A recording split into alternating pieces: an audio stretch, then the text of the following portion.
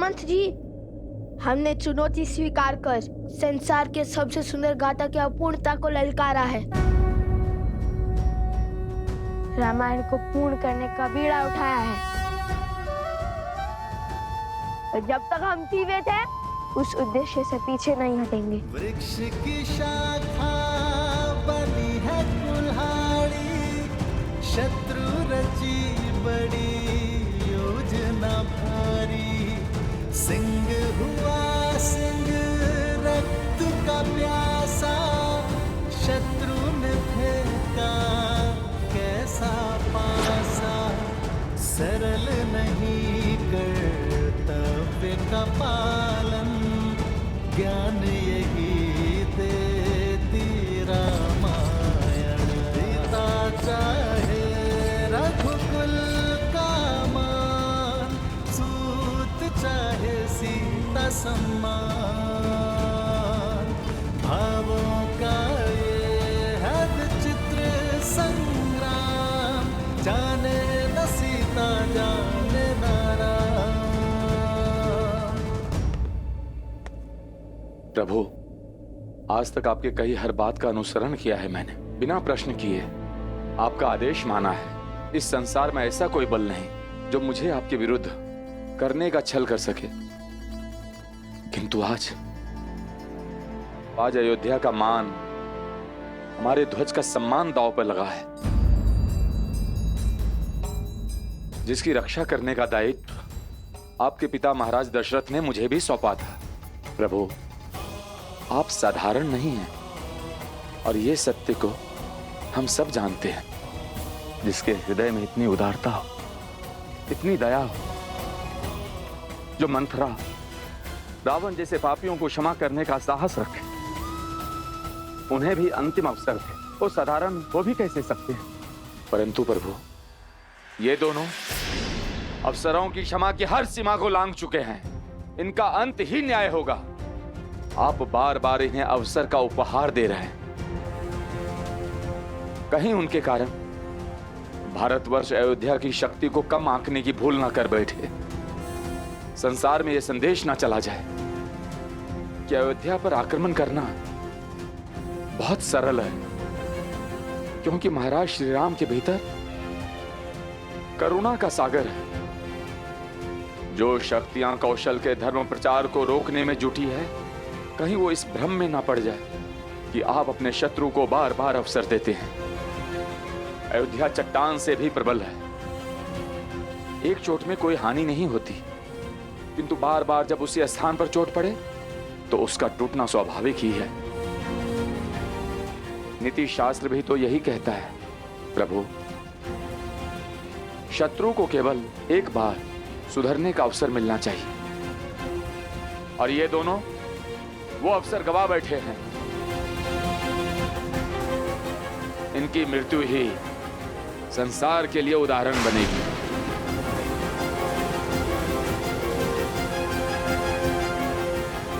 अयोध्या की शक्ति की प्रचारक बनेगी। यदि मेरी भक्ति अयोध्या के लिए सत्य है, आज आप उस सुमंत की बात नहीं टालेंगे। इसने आपके जन्म से लेकर अब तक आपकी उपस्थिति को उत्सव की भांति मनाया, जिसने खेल में ही नहीं प्रशिक्षण में भी आपका साथ दिया है, जिसने भारी मन से आपको वन गमन के लिए विदा किया था। आज आपके भाइयों और मित्रों की जो दशा है, उसके कारण ये दोनों ही हैं। अंत कीजिए इनका और जगाइए उनको उनकी मूर्छा से।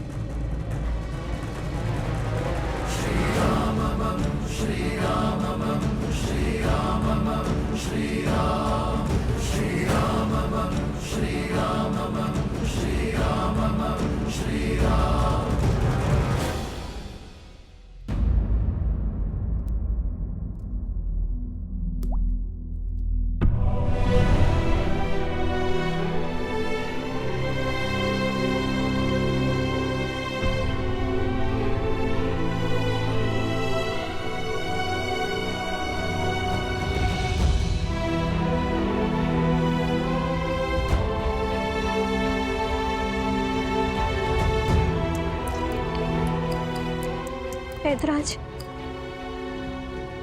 चार ना सही तो इस प्रक्रिया को धीमे करने का कोई तो उपाय होगा। देवी, मैंने अपने कई वैद्यों को अलग अलग स्थान पर बुटिया प्राप्त करने के लिए भेजा है। कदाचित उनसे कोई लाभ हो। वो लोग शीघ्र ही लौटेंगे। देवी, समय और मंत्रों के प्रभाव को रोकना असंभव है।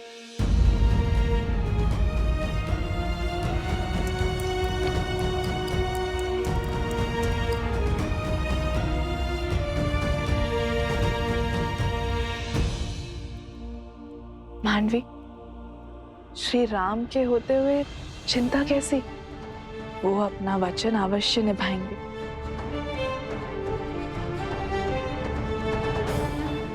प्रभु, स्मरण कीजिए वो वचन जो आपने अपने भाइयों की पत्नियों को दिया था।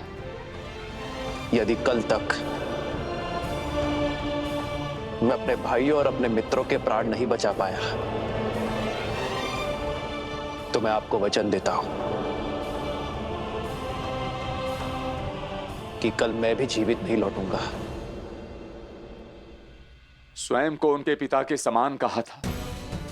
यदि ये मान भी लूं, कल रात्रि जो आक्रमण हुआ वो इनका नहीं, किसी आसुरी शक्ति का किया धरा था।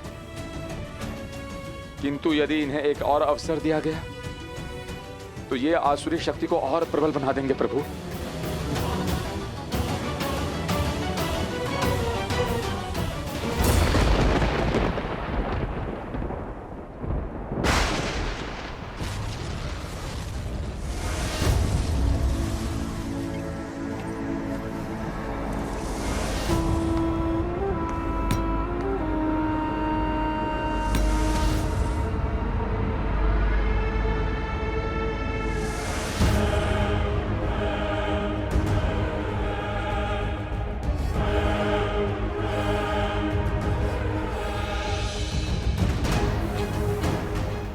शत्रु पर तब प्रहार करो जब उसका बल और संबल टूटा हुआ हो।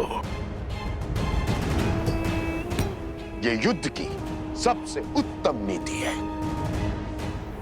जब राम अपने पुत्रों को मारेगा तब वो टूट जाएगा और तब हम उसकी संतान रूपी अयोध्या पर वार करेंगे। उन्हें संभलने का समय ही नहीं देंगे।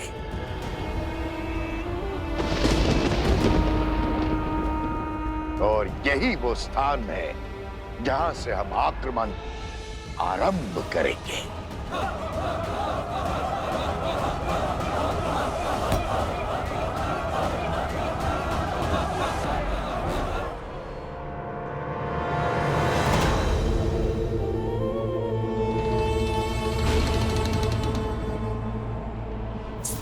बड़ा ही उत्तम चुना है आपने भैया। अब हमारे सहस्त्र राक्षसों की सेना अयोध्या का चिन्ह, राम राज्य का स्वप्न सब धराशाही कर देगी। बस अब पिता और पुत्रों में युद्ध शीघ्र ही आरंभ हो जाए। जीते चाहे कोई भी, विजयी तो हम ही होंगे। बस अब इस युद्ध में कोई बाधा ना बने। प्रभु, निर्णय की डोर आपने थाम रखी है। यदि आज अपने ही पुत्रों की मृत्यु का कलंक आप पर लगा तो भगवान का ये भक्त प्रभु चुप नहीं बैठेगा।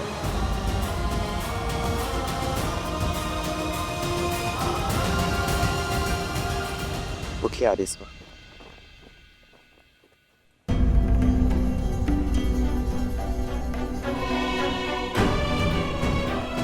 यदि लव और कुश को अंत करने के पश्चात प्रभु को सत्य का ज्ञान हुआ तो प्रभु स्वयं को कभी क्षमा नहीं कर पाएंगे। हे भगवान वाल्मीकि, आप मुझे क्षमा कर दीजिए। मैंने आपको वचन दिया था कि ये सत्य अपने मुख से मैं कभी नहीं निकालूंगा, किंतु यदि आज मैं मौन रहा तो ये मेरे प्रभु के साथ विश्वासघात होगा, संसार का सबसे बड़ा पाप होगा।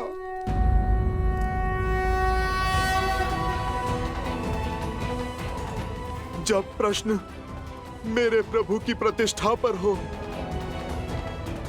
तब ये हनुमान हर वचन, हर सौगंध, हर संबंध से परे है। समय आ गया है कि मैं वचन की बेड़ियां तोड़ मेरे प्रभु को सब सत्य बता दूं। उन्हें कौशल राज्य के आने वाले कल से प्रभु को मिलवा दूं। ये देखिए भैया,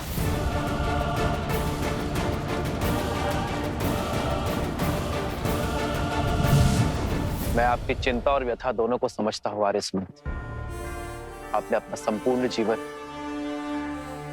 अयोध्या की सेवा के लिए समर्पित किया है। यदि मैं ये कहूं कि अयोध्या की प्रतिष्ठा की चिंता आपको मुझसे अधिक है, ये कहना अनुचित नहीं होगा।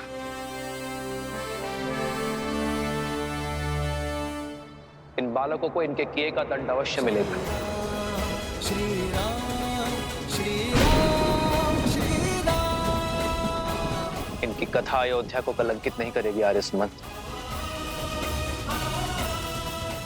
श्री राम, उठाइए अपना धनुष और कर दीजिए सुमंत जी की इच्छा पूर्ण। कर दीजिए लवकुश का अंत।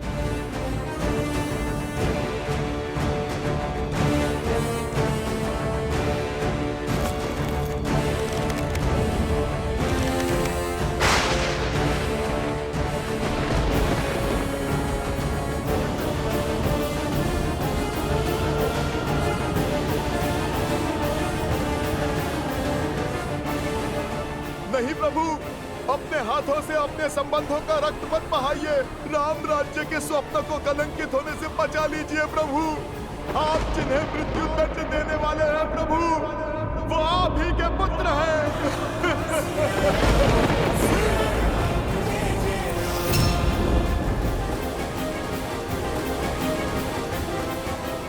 नहीं, ये नहीं हो सकता।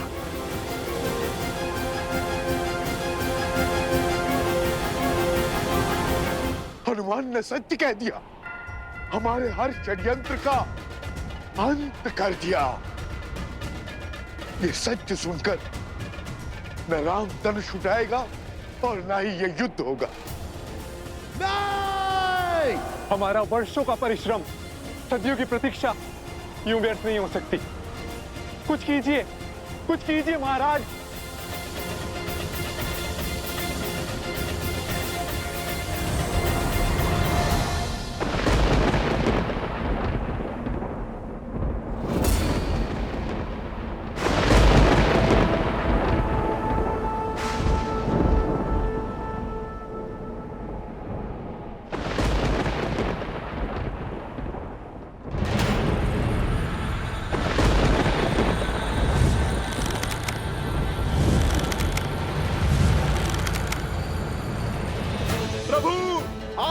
कीजिए ये युद्ध, त्याग कीजिए ये अस्त्र।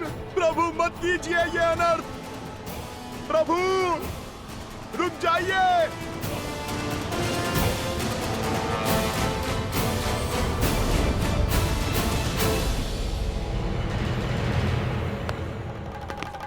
अब तक राम ने धनुष छोड़ अपने पुत्रों को हृदय से नहीं लगाया, अपने रक्त को नहीं पुकारा। इसका अर्थ स्पष्ट है, हनुमान की ध्वनि राम तक नहीं पहुंच रही है।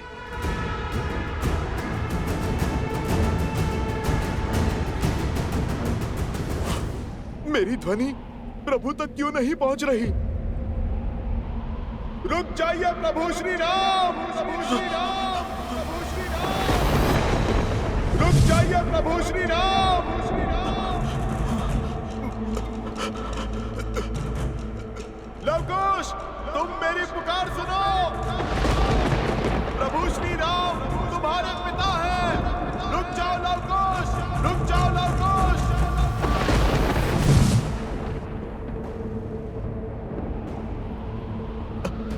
ये क्या हो रहा है?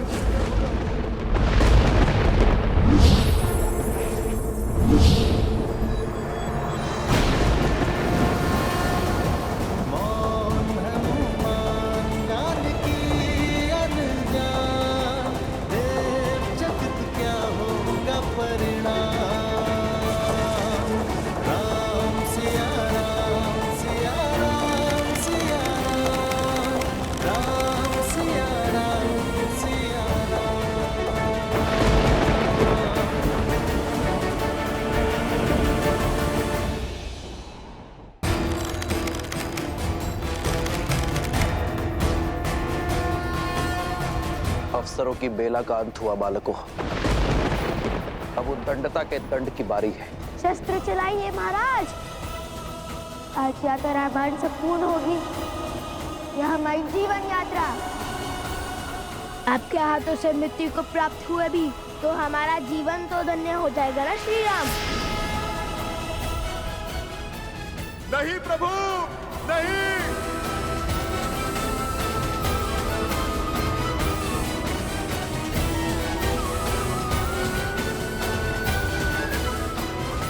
नहीं प्रभु, नहीं।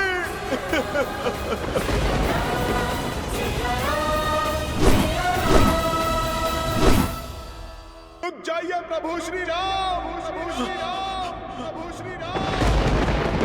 रुक जाइए प्रभु श्री राम, श्री राम। क्यों मेरी ध्वनि प्रभु तक नहीं पहुंच रही? ये कैसी माया है? ये कैसा पाश है? यदि सत्य प्रभु तक नहीं पहुंचा तो प्रभु अपने ही पुत्रों पर बाण चला देंगे।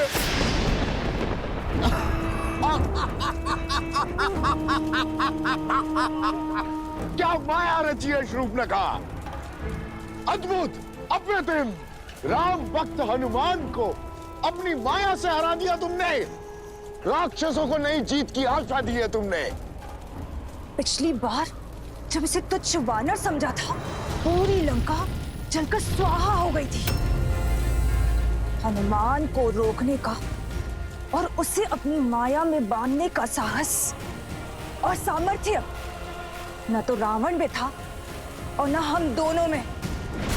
मुझे स्वयं समझ में नहीं आ रहा है कि ऐसा कौन सा बल है जो अपने छल से इसे सत्य बोलने से रोक रहा है। ये माया तुम्हारी नहीं है तो किसकी है? कौन मौन कर रहा है हनुमान के शब्दों को? कौन दे रहा है हमारा साथ? कोई तो शक्ति है जो हमारे लिए कार्य कर रही है। बस अब वो शक्ति हनुमान को यूं ही बांधे रखे, उसे बंधन मुक्त ना होने दे।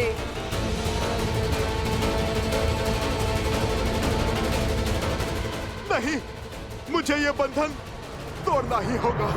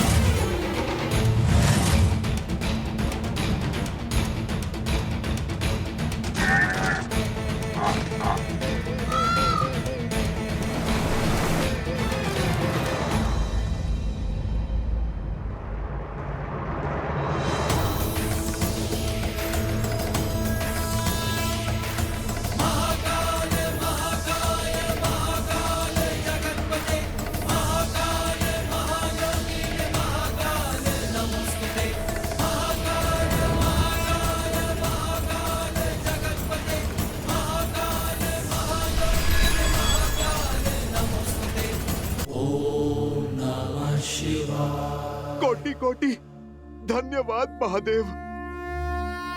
आपने समय चक्र रोककर बहुत बड़ी सहायता की है मेरी। मैं अभी जाकर प्रभु को रोकता हूँ। नहीं हनुमान, रुकने की आवश्यकता उन्हें नहीं, तुम्हें है। मुझे? क्यों महादेव? मैं तो संसार के सबसे बड़े सत्य से आवरण हटाने जा रहा हूँ महादेव। एक पिता को अपने पुत्रों का संहार करने से रोकने जा रहा हूँ। देखिए ना आप, कैसी घोर विडंबना है। ना पिता को पुत्रों के अस्तित्व का भान है और ना ही पुत्रों को पिता के व्यक्तित्व का। ये सब देखकर कैसे जीवित रहूं मैं? प्रभु और उनके पुत्रों के बीच अनर्थ घटने के बाद मैं जीवित रहकर भी क्या करूं? महादेव, यदि ये अनर्थ हुआ तो मेरी सारी भक्ति भस्म हो जाएगी। सारा तप स्वाहा हो जाएगा। पाप के इस भार के साथ महादेव नहीं जी पाऊंगा मैं।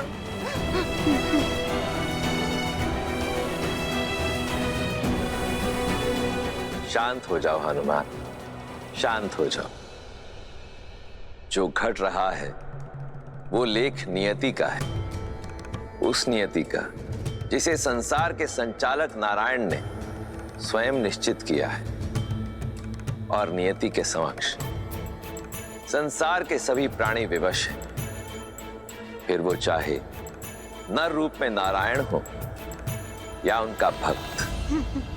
किंतु महादेव। हनुमान, तुम मेरे अंशावतार हो और मेरा अंश संसार के संचालक नारायण द्वारा रचित नियति में बाधा कैसे बन सकता है? आज तुम बहुत बड़ी भूल करने जा रहे थे हनुमान। त्रिकालदर्शी वाल्मीकि को दिया अपना वचन तोड़ने जा रहे थे, इसीलिए मैंने तुम्हारी ध्वनि को बीच में ही रोक दिया, तुम्हारे सत्य को उन तक पहुंचने नहीं दिया। हनुमान, जो घट रहा है उसे घटने दो। मेघ से कब तड़ित गिरेगी हम नहीं जानते। जो तुम्हारे वश में नहीं, समझ लो उसे नियति ने अपने वश में ले रखा है। इस घटनाक्रम पर अब मेरा भी कोई वश नहीं। यूं समझ लो हनुमान कि रामायण को संपूर्ण होने से अब स्वयं मैं भी नहीं रोक सकता। ये युद्ध जितना लव कुश के लिए आवश्यक है, उतना ही आवश्यक श्री राम के लिए भी है, क्योंकि अब यह युद्ध ही उन्हें पूर्ण सत्य तक पहुंचाएगा। महादेव, भरत भैया, शत्रुघ्न भैया, महाराज विभीषण, महाराज सुग्रीव और राजकुमार अंगद ये अपनी मूर्छा से बाहर कैसे निकलेंगे महादेव? ये वार कैसे सह पाएगी अयोध्या? सब कुछ समाप्त हो जाएगा महादेव। आप इस घटना के क्रम को रोकिए। मैं तुम्हारी व्याकुलता को समझता हूं हनुमान, किंतु जीवन का कटु सत्य यही है कि नियति के समक्ष हम सब विवश हैं। जिसे तुम अनर्थ समझ रहे हो वो वास्तव में संसार के समक्ष एक महान उदाहरण बनकर प्रस्तुत होगा। इसलिए विश्वास की डोर को थामो और धैर्य के साथ नियति के घटना चक्र की ओर देखो। नहीं महादेव, रुकिए।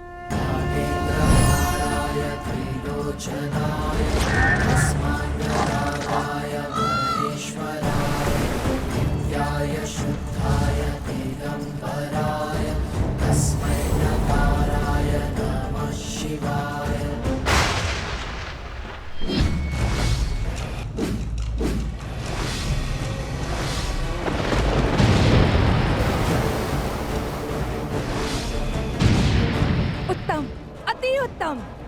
आज हनुमान का प्रयास विफल हुआ। अब हमारी जीत और रघुकुल का अंत निश्चित है भैया।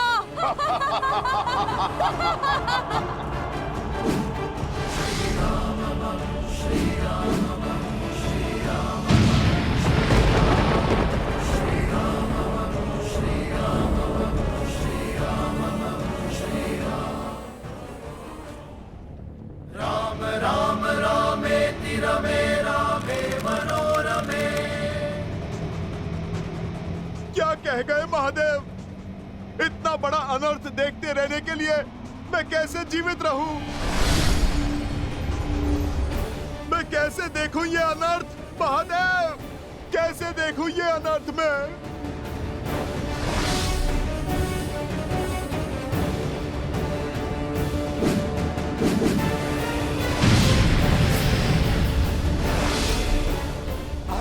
नहीं आ रहे सुमंत।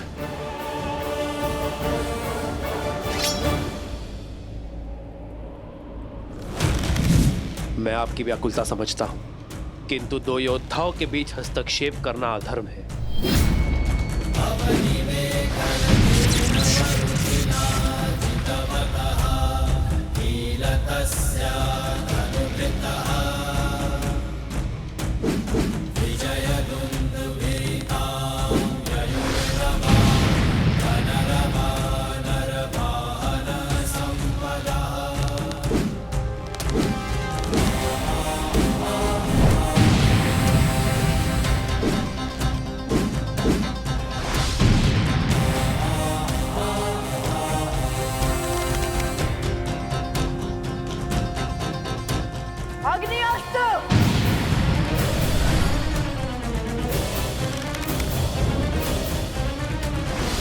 अस्त्र।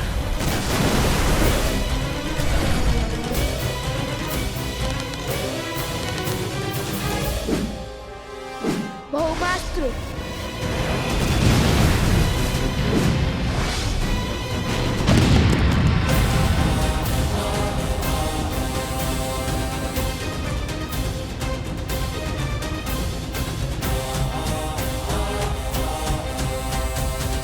देवराज, हमें इस युद्ध में हस्तक्षेप कर इस युद्ध को रोकना होगा। पिता और पुत्र के मध्य के इस युद्ध को स्वयं महादेव भी नहीं रोक पा रहे हैं।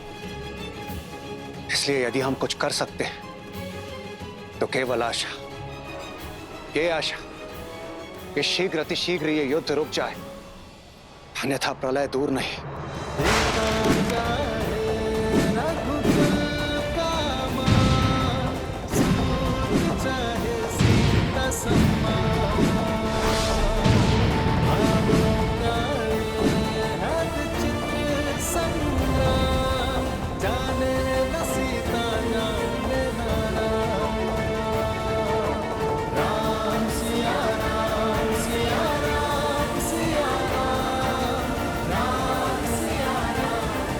आर्य,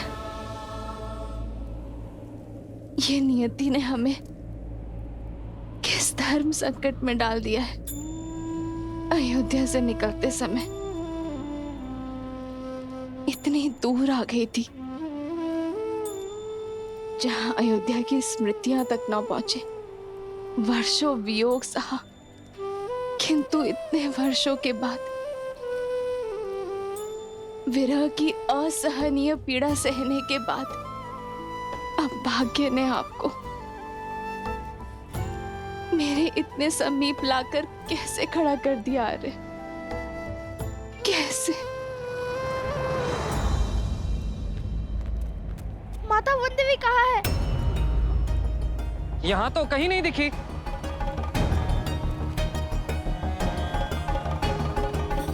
भाभी श्री, माता वन देवी कहाँ है? अभी कुछ देर पहले ही उन्हें गौशाला के पास देखा था मैंने। लगता है इन्हें मेरी आवश्यकता है। चलो, ये उत्तम है। माता वन देवी यही आश्रम में व्यस्त है। जब तक लवकुश न आ जाए हमें तनिक सतर्क रहना होगा। चाहे जो हो जाए, वन देवी आश्रम से बाहर नहीं जानी चाहिए।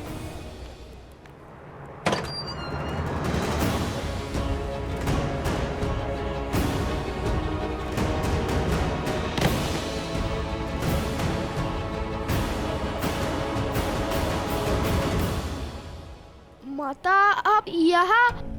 भाभी माँ प्रसूता ने तो कहा था कि आप गौशाला में हैं। लवकुश कहाँ है? वो बोलो सोमकरण, कहाँ है लवकुश? वो यही है माता। यही है? कहाँ है वो? अध्ययन कक्ष में है। रामायण को संपूर्ण करने में जुटे हैं।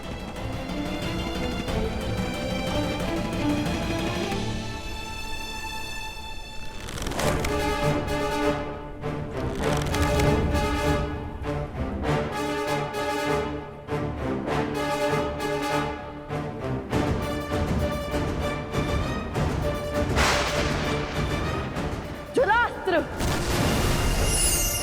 भयावह अस्त्र।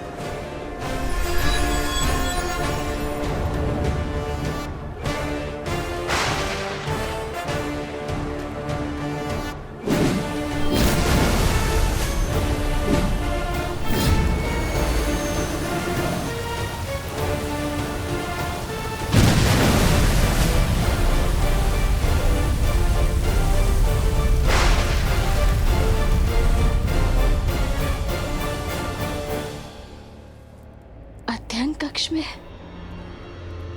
आओ, दिखाओ मुझे। वो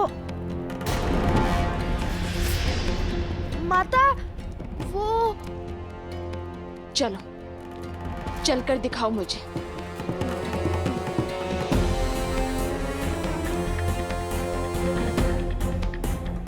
हे ईश्वर, अब क्या होगा? सोम का सत्य कहीं सामने ना आ जाए। क्या करे गुरु माँ, वन देवी को सत्य बता दे?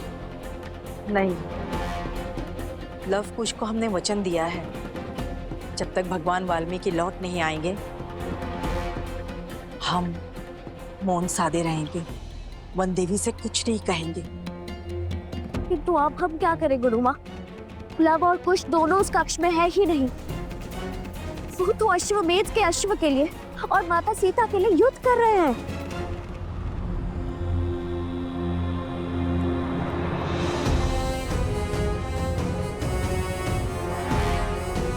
भगवान वाल्मीकि के आश्रम में सौगंध की अवहेलना नहीं होगी। हमें अपने वचन का निर्वहन करना होगा। मुझे चिंता केवल सोमकर्ण की है, कहीं वो भय में सत्य न कह दे।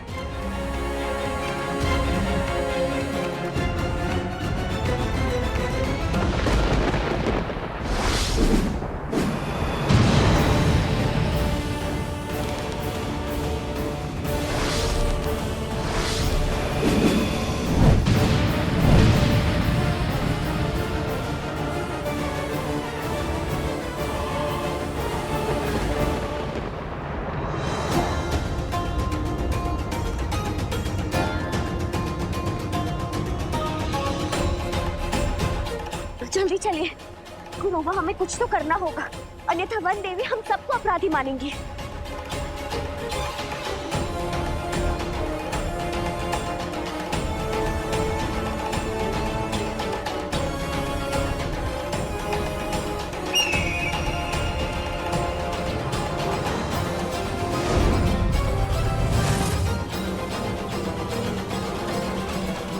ये क्या बाधा आ गई है भैया?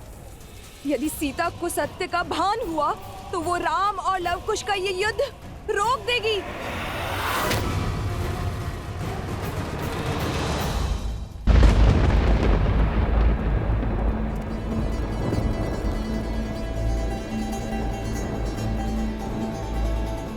कहाँ है लवकुश?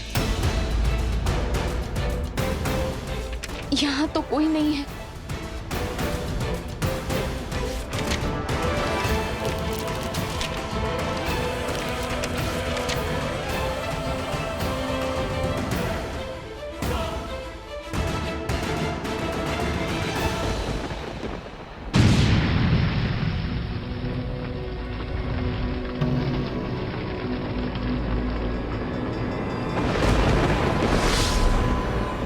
अग्नियस्त्र,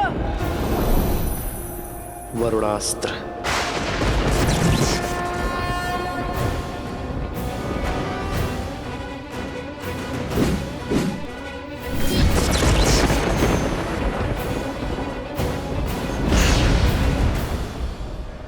नागपाश,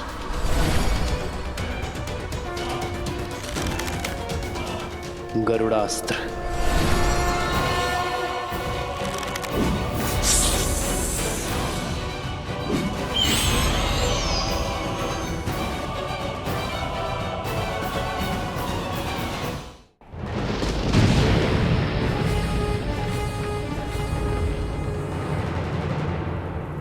सो तुम मुझे माता कहते हो ना, फिर भी मुझे अंधकार में रखा, मुझसे असत्य कहा तुमने।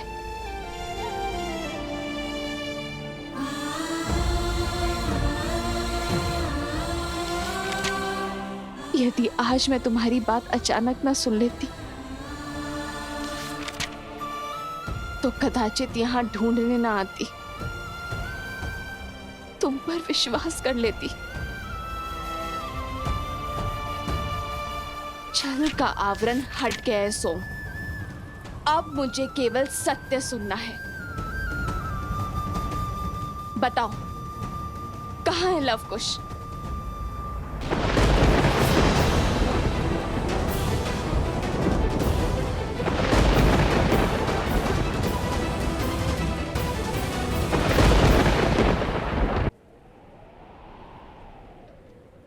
उत्तर दो मुझे सोम, कहाँ है लवकुश? क्यों इस मां के मन को विचलित कर रहे हो?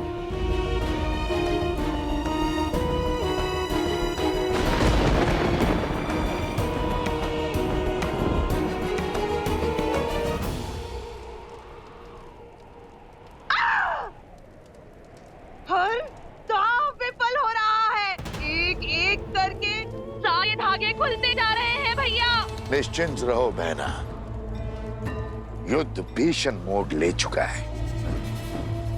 हमें शीघ्र ही उचित अवसर मिलेगा राम की अयोध्या पर प्रहार करने का। इस मौन का क्या अर्थ है सोम? उत्तर क्यों नहीं दे रहे हो तुम? सत्य क्यों नहीं बता रहे हो?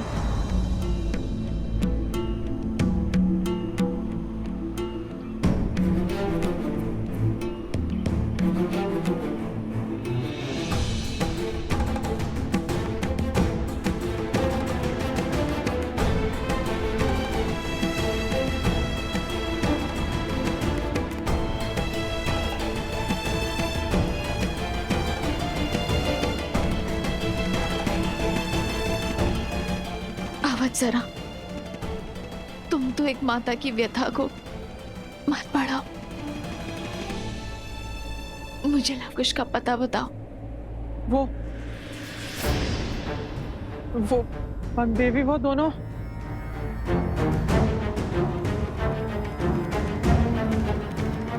वनदेवी की चिंता भी अनुचित नहीं है। आप सबके मुख के भाव बता रहे हैं कि मेरे साथ किए गए इस छल में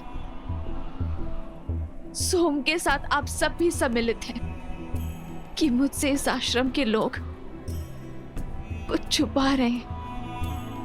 आप सब जानते हैं कि लवकुश कहाँ है, किंतु मुझे कोई बताना नहीं चाहता। गुरु मां, आप तो जानती है ना ये कितना बड़ा अपराध है। आप सब मेरी व्यथा से मुख मोड़ रहे हैं और अपनी भूल का आभास तक नहीं है आप सबको। वो दोनों अबोध है। यदि बालपन में कोई भूल कर बैठे तो, यदि किसी अनर्थ को ललकार बैठे तो कौन लेगा इसका उत्तरदायित्व? बताइए मुझे, लवकुश कहाँ है? वनदेवी ही सीता है, श्री राम की अर्धांगिनी सीता है वो, सीता। ऋषिवर, आपके होते हुए यह अनर्थ कैसे हो गया ऋषिवर? आप तो इस संसार में सत्य की मूर्त माने जाते हैं ना। मेरे पुत्रों का सत्य बताइए ऋषिवर, बताइए ना कि मेरे पुत्र मुझसे क्या छुपा रहे हैं। माता वनदेवी,